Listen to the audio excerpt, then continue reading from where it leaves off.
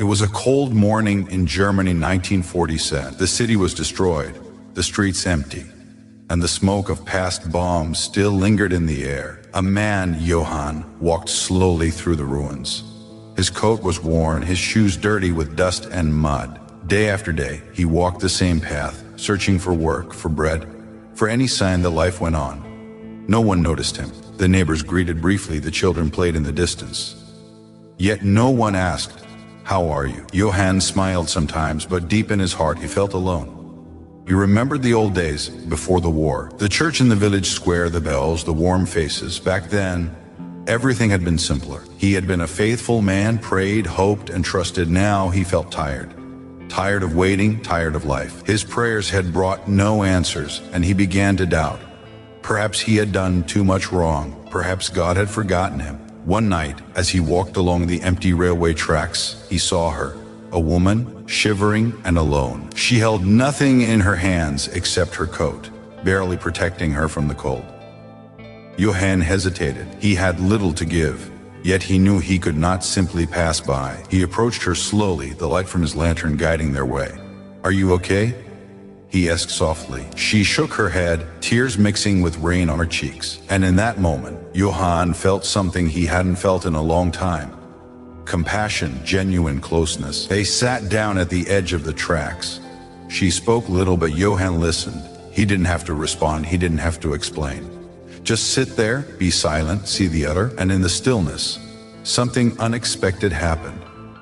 Johann felt a warmth rise inside him, a feeling he had long forgotten. It was as if someone was watching him, as if someone understood his loneliness, even without words. He thought of God. He thought of all the years of doubt and fatigue. And suddenly he realized Jesus sees him. Not just the good days, not just the strong moments, but right now, in the midst of weariness, in loneliness, in silence. This knowledge changed nothing outwardly. The city was still destroyed, the streets still empty.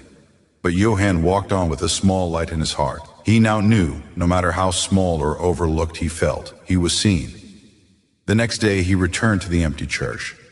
The benches creaked under his weight. Dust from the years lay everywhere. He knelt, not out of obligation, but out of a new trust. A trust that silence did not mean God's absence, but sometimes just waiting for the right light.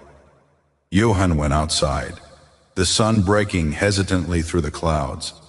He saw the ruined buildings, the people trying to go on, and he smiled inwardly. He knew that even in the darkest moments, even when no one else was watching, Jesus saw him. And from that day on, he walked his path differently. Not easier, not always happy, but with the certainty that he was never truly alone. The city slowly learned to live again, and so did Johann.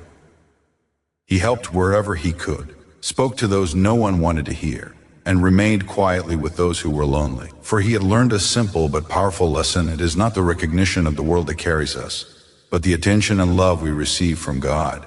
Even in our weakest moments, if you want, I can also format this into a line-by-line script for voiceover timing, matching every pause and break of the German version exactly, so you can record smoothly.